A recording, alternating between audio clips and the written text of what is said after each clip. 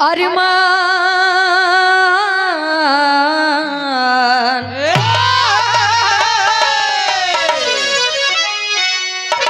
अरमान दिल में बनते हैं लाखों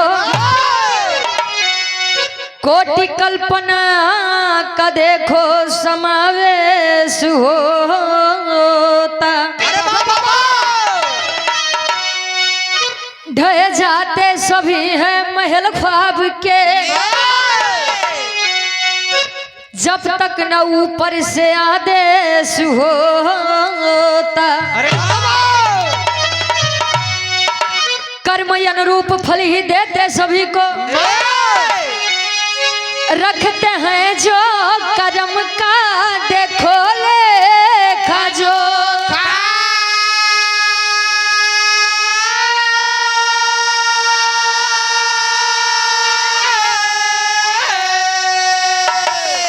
गलत कर्म का है नतीजा भयंकर मगर सत्य का फल देते अनोखा।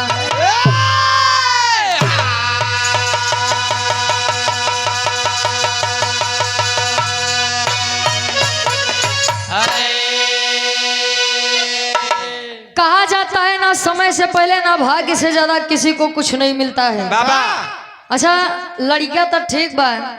एक कई लड़कियां हैं लेकिन उनका रूप कईयों ठीक होते हैं तीन ठीक। हाँ कैसे कहे पूत सपूत कपूत पूत के मतलब जितना याद के बाद उतने पे अगर चलाए ले जाए तो पूत कहावत है। सपूत जितना याद के बाद 2 4 6 20 बीघा ज्यादा बने दे ओका सपूत कहा थे। आ कपूत जितना तोरे 2 4 6 20 हइयो बा वो बेच खाई डावे। हाँ अलग से नाम कह देंगे। अच्छा वो दूसरे के नाम करिए महाराज।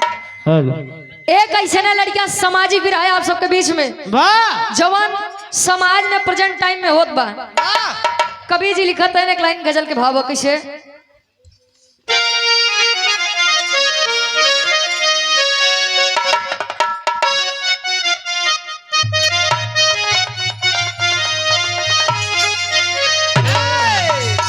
अरे दिल जलाने प्रेमी कहे कोनो लड़का कोनो लड़की से कहे कोनो आशिक अपने मासूका बदे कहे कोनो नायक अपने नायिका बदे कोनो बुढ़ो अपने बुढ़िया बदे कहे। अच्छा कहे लड़का कैसे अरे दिल जलाने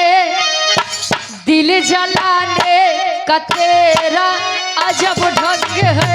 दिल जलाने अजब ढंग है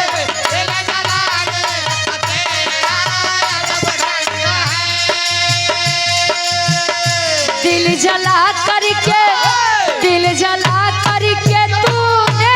क्या कर दिया दिल जला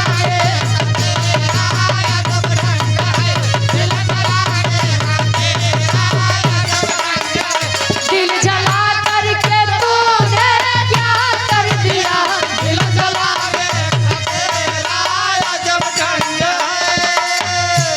दिल जलाने का तेरा अजब ढंग है दिल जला करके तूने ये क्या कर दिया। लड़का कहे पता गलत हो गया खत लिखा था डब्लू गुरु जी खत लिखा था किसी और के नाम पे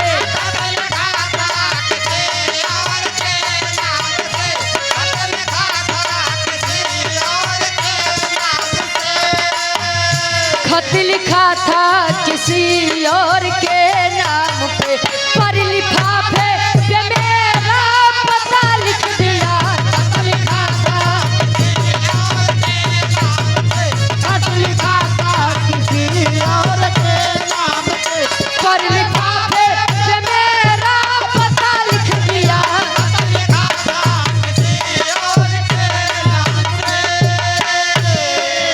लेकिन कहा जाता है प्रेम करना कोई गलत बात नहीं है लेकिन प्रेम पाक और पवित्र होना चाहिए। नहीं तो आज के समय में प्रेम के का रूप आप लोग जानते हैं। प्रेम का पुण्य प्रेम का पुण्य पानी छलकता है जब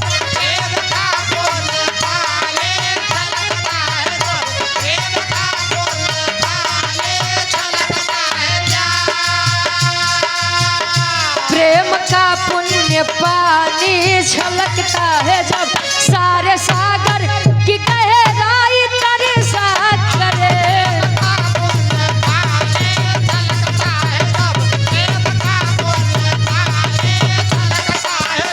सारे सागर की गहराई तेरे साथ करे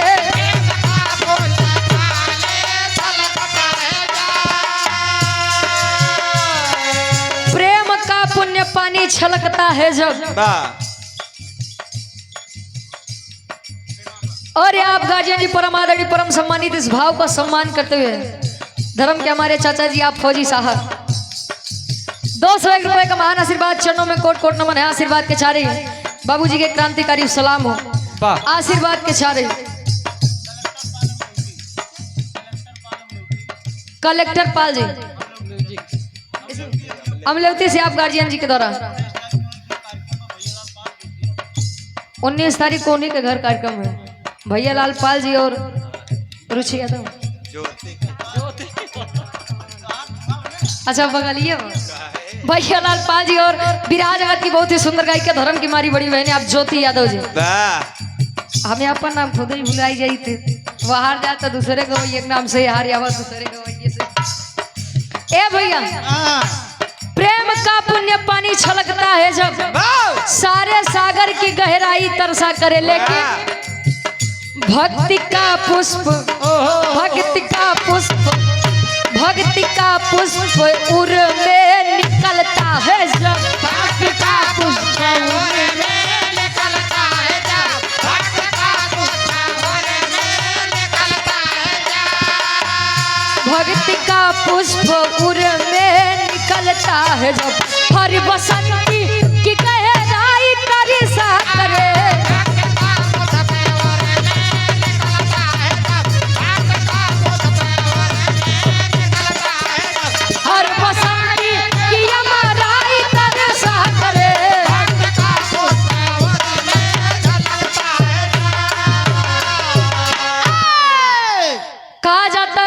भगवान एक सिक्के के दो पहलू होते हैं। भक्त के बिना भगवान का कोई अस्तित्व नहीं और भगवान के बिना भक्त का ये बात प्रयागराज वाले से बढ़िया के ज्यादा समझी भैया प्रयागराज कर नाम ही भैया 144 साल बाद कुंभ के मेला लगा रहा कितना जने देखा ही में मोक्ष पाई गए तेरे पिंडा पर आई। अच्छा ए भैया हाँ तो वो तो कहते प्रयागराज वाले के समझाई आप सही से ज्यादा भक्ति भावना के बारे में क्या जानत हुई। विराट के हमारे कहानी के शुरुआत यही से कैसे गुरुजी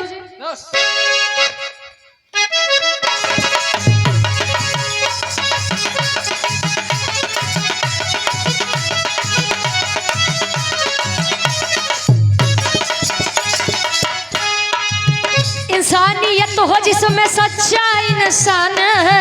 उसके लिए तो सारा जग ही जहान है।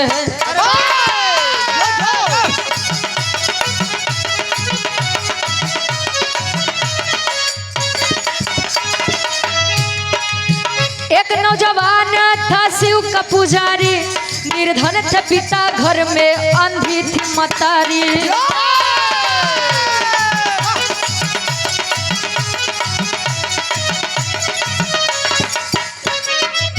लाया है घर में दुल्हन करके सगाई लाया है घर में दुल्हन करके सगाई खिला न फूल बाग में बाहर न आई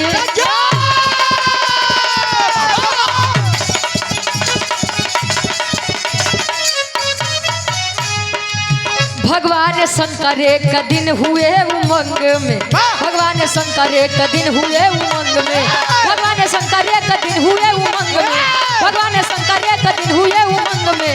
आए हैं मृतलोक गिर जा